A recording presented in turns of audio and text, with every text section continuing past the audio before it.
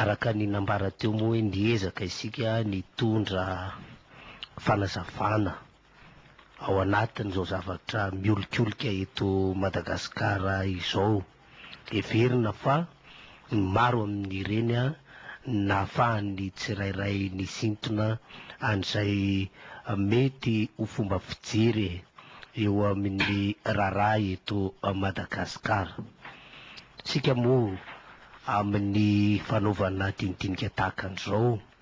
mbola manainga ihany, mbola misarika ny maso ny eritreritry ny mpisehatra politika eto Madagasikara mba tsy hampiditra ny firenena any amin'ny lalina, any amin'ny kizo kokoa,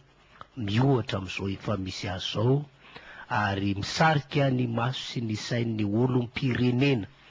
tompona andraikitra koa tsy afa-miala eto amin'ity Madagasikara dia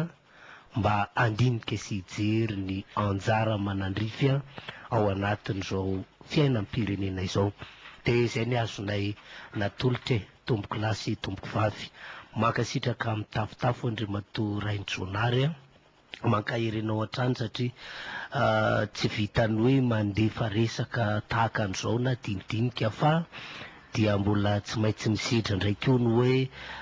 misy dia efa mampiasa ara-tsim-panahy fotsiny amin'ny resaka izay atao, tsy ny fond no jerena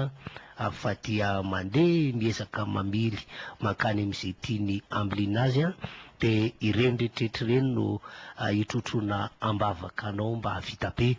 amin'ny tony andraikitra sy hiraka itony satria tena hiraka izao atao izao ary dia mankatelina mankasitraka mirary soa mirary ny fitahiana ho anao sy ny fianakaviana manao mandra-pitafa tompoko. Misaotra anao namany Ismaël, mirary soa ho anao koa sy ny fianakavianao, mirary soa ny teknisiana Noël Randrianantenena, misaotra ny mpiaino naharitra samy isika rehetra tompoko ny tahina Andriamanitra.